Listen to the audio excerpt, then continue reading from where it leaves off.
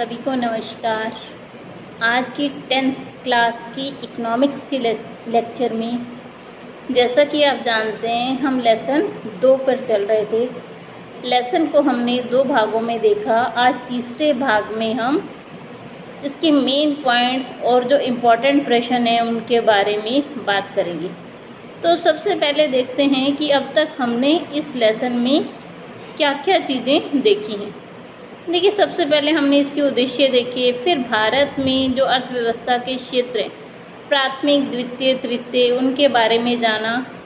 उसके बाद हमने उनके उदाहरण सहित देखा कि प्राथमिक क्षेत्र में कौन सी गतिविधियाँ हो रही हैं, द्वितीय क्षेत्र में कौन सी गतिविधियाँ हो रही हैं, तृतीय क्षेत्र में कौन सी गतिविधियाँ हो रही हैं।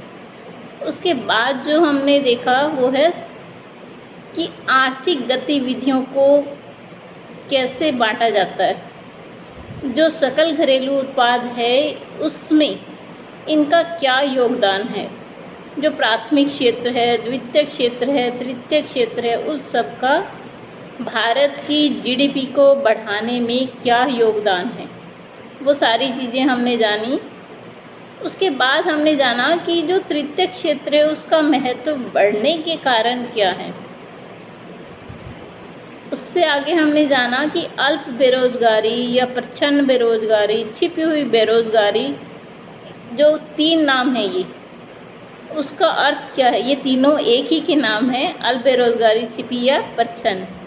तो आंसर आपका सेम ही है कि जब आवश्यकता से अधिक व्यक्ति किसी कार्य में लगे होते हैं और वो अपनी क्षमता के अनुसार कार्य नहीं कर रहे तो उसे हम छिपी हुई बेरोजगारी कहते हैं। जैसे कि आपको एक खेत का एग्जाम्पल दिया था कि वहाँ पर अगर मान लीजिए 12 लोग काम कर रहे हैं और वही काम 9 लोगों से चल सकता है, जो 3 लोग हैं वो क्या हैं, आपके प्रचंड बेरोजगारी।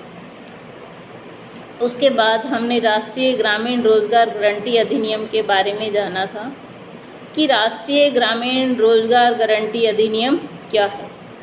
ये 2006 में लागू किया गया था, गांवों में लागू किया गया। इसके अंतर्गत जिस व्यक्ति को रोज़गार नहीं मिला होता, जिस परिवार को, उस परिवार को इसके अंतर्गत 100 दिन का काम दिया जाता है। अगर मान लीजिए किसी वजह से उस व्यक्ति को काम नहीं दिया जा सका तो उसके स्थान पर उस व्यक्ति को बेरोज़गारी भत्ता उपलब्ध करवाया जाता है।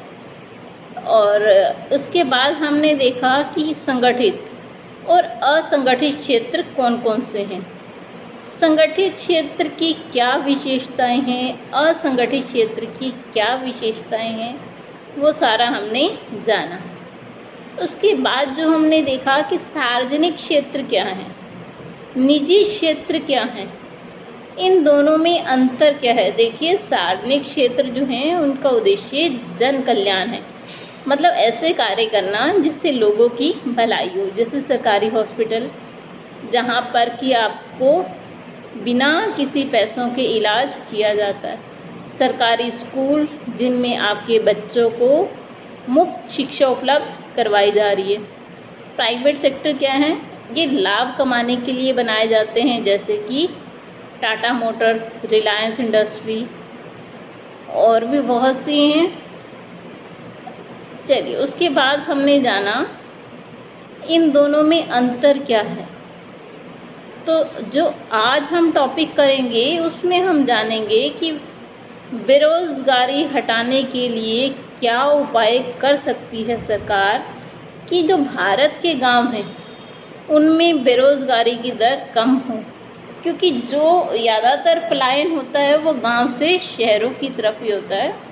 तो सरकार को ऐसी कौन सी गतिविधियां चलानी चाहिए कि जिससे ये जो ग्रामीण बेरोज़गारी है वो कम हो सके, उसके बारे में हम जानेंगे। और जितने भी महत्वपूर्ण प्रश्न बनते हैं इस लेसन के, उनके बारे में जानेंगे। तो चलिए शुरू करेंगे हम अपना आज का टॉपिक लेसन 2, भारतीय अर्थव्यवस्था के क्षेत्र, जिसे हम क्या कहेंगे, सेक्टर्स ऑफ इंडियन इकोनॉमी।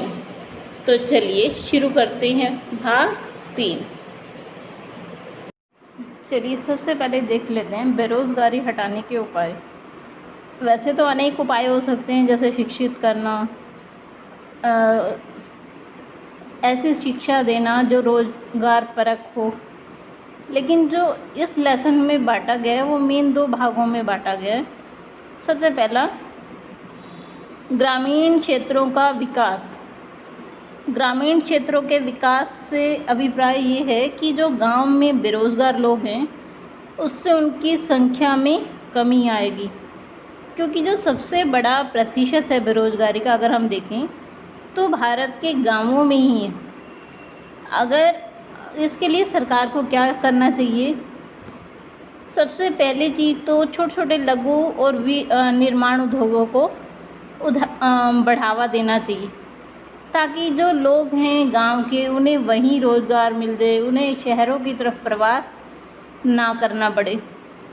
बड़े उद्योगों की उन्हें तकनीक का ज्ञान देना चाहिए कि इस तरह से बड़ा उद्योग लगाया जा सकता है, उसके लिए आपको ये साधन की आवश्यकता होगी। तो सबसे पहली चीज़ जो है, उन्हें छोटे छोटे उद्योगों जैसे लघु और विनिर्माण उद्योग हैं उनका ज्ञान दिया जाए। दूसरा, जो बड़े उद्योग हैं उनकी तकनीकी से उन्हें अवगत करवाया जाए।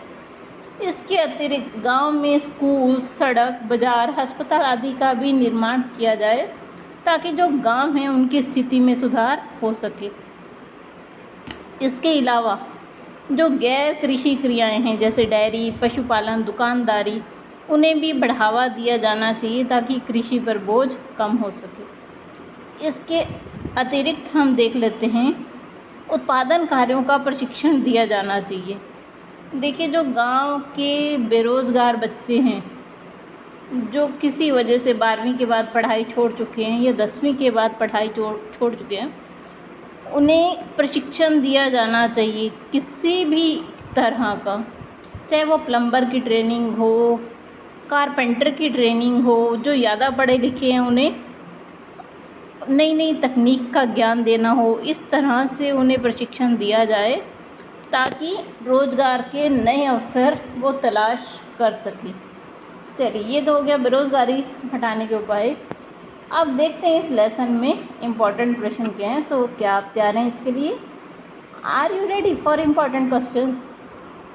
देखिए, सबसे पहला जो मेन प्रश्न सिर्फ चलेंगे हम इसमें। पहला जो है, प्राथमिक क्षेत्र से आपका क्या अभिप्राय है? दूसरा, द्वितीयक क्षेत्र से आपका क्या अभिप्राय है? सेवा क्षेत्र या जिसे हम तृतीयक क्षेत्र भी कहते हैं, उससे आपका क्या अभिप्राय है? जो अगला प्रश्न है, राष्ट्रीय ग्रामीण रोजगार गारंटी योजना पर नोट लिखिए। संगठित क्षेत्र क्या होता है? उसके अलावा असंगठित क्षेत्र क्या होता है? अगला प्रश्न है, सार्वजनिक क्षेत्र क्या होता है? निजी क्षेत्र क्या होता है? इसकी स्थापना क्यों की जाती है? अगला प्रश्न, ऐसे 3 कारण बताएं जो सेवा क्षेत्र के विकास में योगदान दे रहे हैं। छिपी हुई बेरोजगारी क्या है, जिसे हम प्रच्छन्न बेरोजगारी भी कहते हैं, वो क्या है?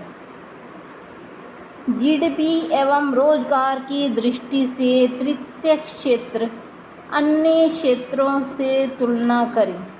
मतलब आपको तृतीय क्षेत्र की अन्य क्षेत्रों से तुलना करनी है कि वो बेहतर क्यों है। अगला प्रश्न, राष्ट्रीय विकास में सरकार की भूमिका बताएं। चलिए, धन्यवाद। ये लेसन हमारा आज यहीं ख़त्म होता है। आपसे फिर मिलेंगे लेसन 3 में। तब तक कीप वॉचिंग।